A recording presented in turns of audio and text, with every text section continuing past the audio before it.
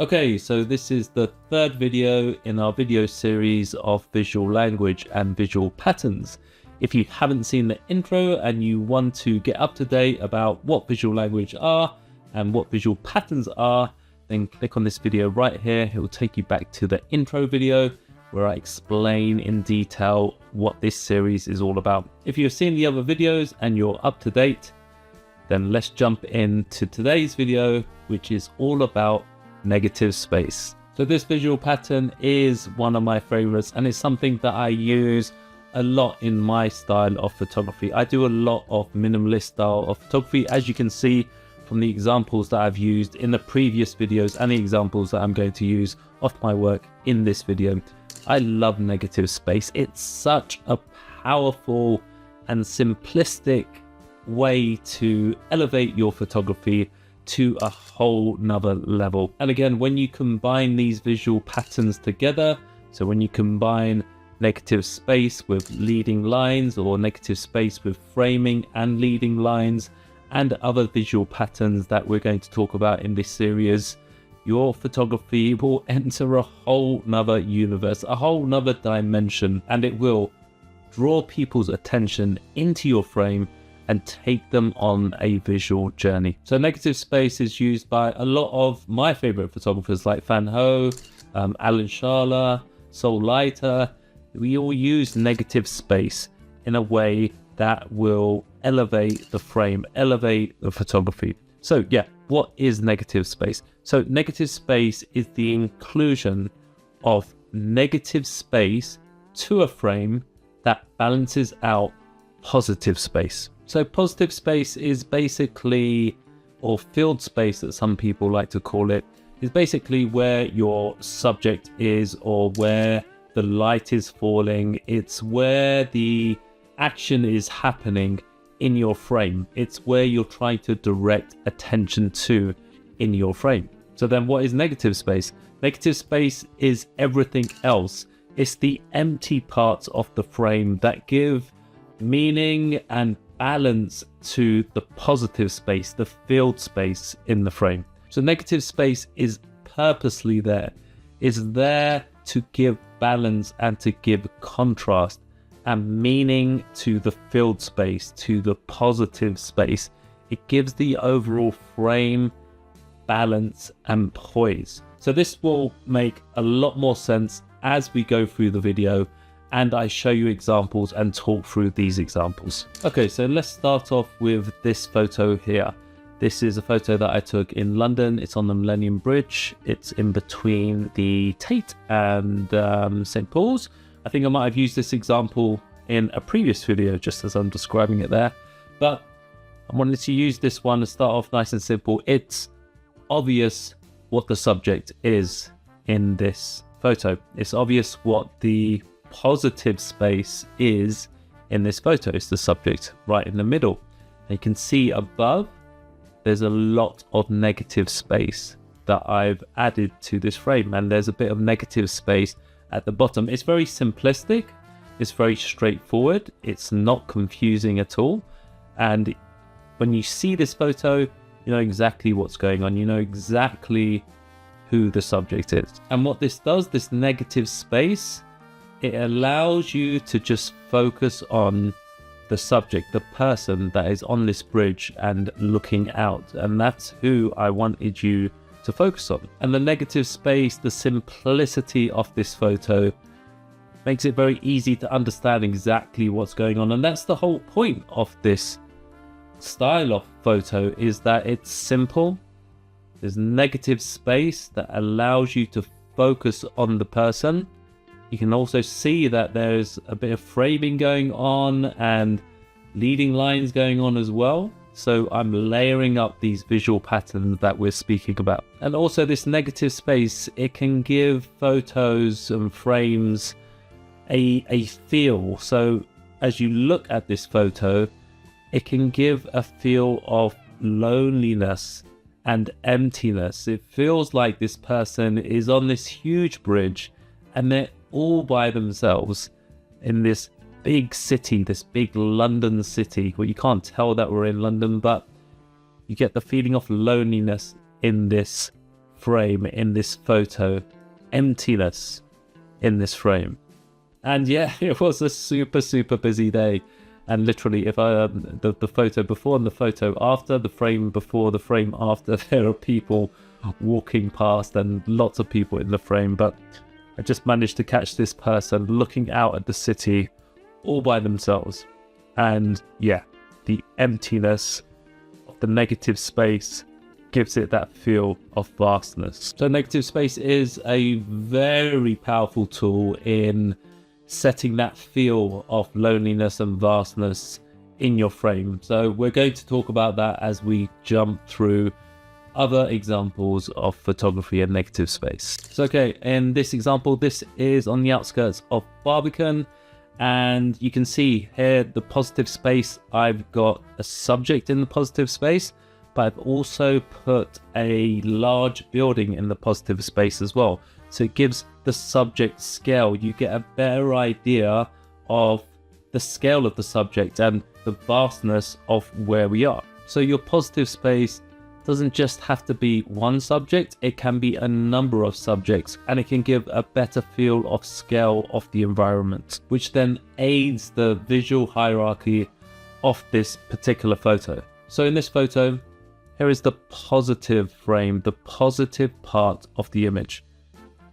And it contrasts nicely with the negative part of the image. There's a good balance between the two.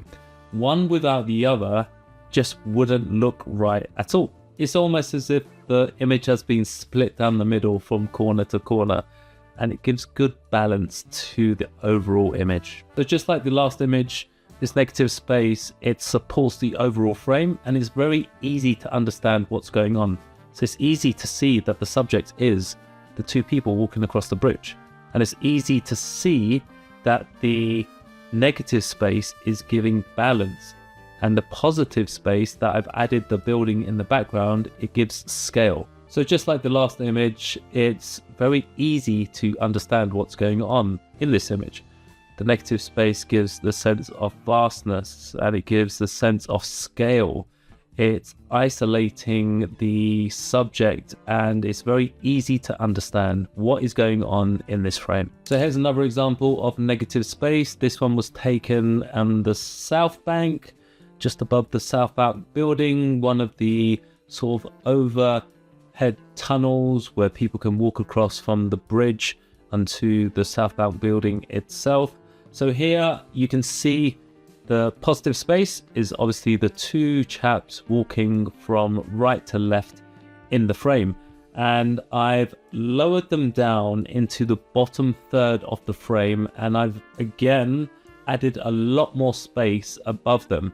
There's a little seagull, you eagle-eyed viewers can see there's a little seagull, so that creates a nice little triangle, and that's another visual pattern that we'll talk about another time. And you can also see that we've got leading lines here as well. So you can see the leading lines of the bridge, and you can see the rail that is leading your eye straight through both of their heads at the same time. So it almost gives it a sort of a sci-fi feel. So again, layering up these visual patterns is extremely powerful. In this one, we've got leading lines and negative space, and together they're very powerful tools. Add them to your toolbox, pull them out in your environment when you see them, and use them in combinations with each other. But yes, so going back to this particular photo, I lowered down the subject into the lower third.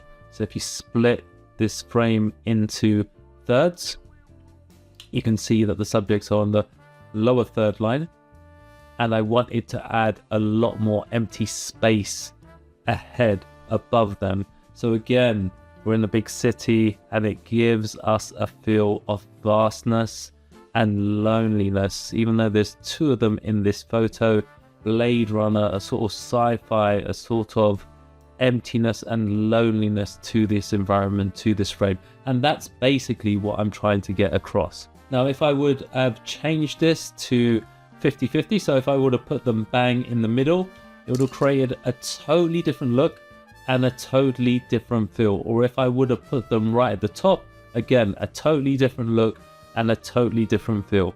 play around with these visual patterns, but use them in a correct way, but play with them within their visual pattern. Don't try to reinvent the visual pattern, because trust me, you'll just fail and it will look really bad in your frame and in your photography. But play within the boundaries of each pattern. Okay, I'll just jump into this video very quickly. If you'd like to buy me a coffee and help support this channel and all the free videos and information that I put out, there is a link below. Subscribe, help this channel grow and grow this community. Let's get back to the video. Okay, so in this next photo that I took in London, this one was taken, again, a nice bright sunny day in London Bridge. And in this example, it's pretty obvious what's going on. So you can see this chap here, you can see the positive space right here, and the rest is all negative space. But in this example, it's not clean negative space. It's negative space where there's not a lot going on, but it's still all supporting the overall subject. The whole point of this frame, this photo, the reason why I wanted to pick this photo is that you can use negative space as a suggestion. You can use it as a suggestion of movement. So you can see here the positive space is my subject. Negative space doesn't always have to be the dark colors around it. Here I'm using the negative space as the light, the patch of light that has been created through this frame. And this negative space is suggesting, and the movement of the character, the fact that they're walking, they're sort of down in this sort of hunched over position, sort of deep in thought, in a walking position, and the negative space suggests that they have just walked from the bottom left hand side of this frame through the middle of the frame to where the position is now. So they're on a journey somewhere. So this negative space is suggesting movement through the frame. And it's something that we can all relate to, right? We've all walked through a city, we've walked down an alleyway, a path, or whatever it might be. So, and we've all been deep in thought. So this person's body language is suggesting that they're walking, they're deep in thought, and the negative space is suggesting that they have moved through the frame. It's something that we can relate to. Relatability is something that can draw us in to a frame and draw us in to photography. So again, I did take a few frames, which I normally do. So there was a frame where this chap was in the middle of the frame, and there was a frame where this chap was right at the beginning of the frame, around here. And it still worked. There were good images, but where the character is right now, where I chose them to be, this worked best for me. It by far was the best out of the bunch, the 4 that I took on this particular day. And you can see that negative space, there's leading lines, there's framing, there's contrast, which is another visual pattern that we'll talk about. There's a lot going on in this frame that makes it a good photo. So here's an example by Alan Sharla, and this one is one of his famous photos that was taken in the Tate in London. And you can see this one was taken sometime in the morning when the light is shining through some of the windows, and it creates this beautiful pattern along the walkway. Later on in the day, the Tate does get very busy, and this area of the Tate be full of people. It almost look like pigeons feeding on bread, but in the mornings it's nice and quiet. And again, you can see the simplicity of negative space, how it creates balance and beauty to a frame. You can see the light is creating leading lines. It's captured a couple of subjects in here. It's very simple, it's very straightforward, you know exactly what's going on, but the negative space supports the positive space of this frame, gives it fantastic balance, and it does create that vastness, that emptiness, that loneliness, that feel of pure bliss and relaxation. That's the kind of feeling that I get when I look at these types of images. It's that emptiness and the relaxation. It's almost like a stress relief. My shoulders, my body starts to relax, and my mind just wanders through the frame. So here's another example of negative space, and this one's by another photographer that I love, Soul Lighter. So you can see here the positive space is this area here, and it's obvious, your eyes straight away drawn to it, and you can see what's going on in this positive space. There are people there. There's this chap here, he looks quite cold. You can see that it's snowing, and you can see that Soul is inside some sort of building, inside a coffee shop. So he's using a window as framing, but he's also using some sort of curtain or net curtain or whatever might be, cloth, to create negative space. And you can see that it supports this image so well. So if you can imagine just taking this sort of curtain, this cloth away, it would just be an image of people just outside in the environment, in this case a cold environment.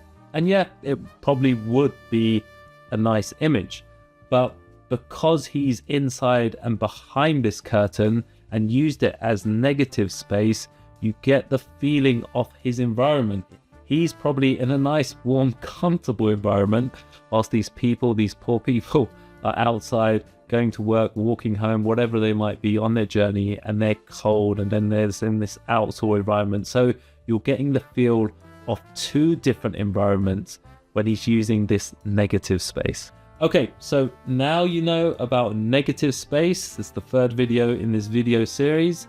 I want you to go out and practice this negative space.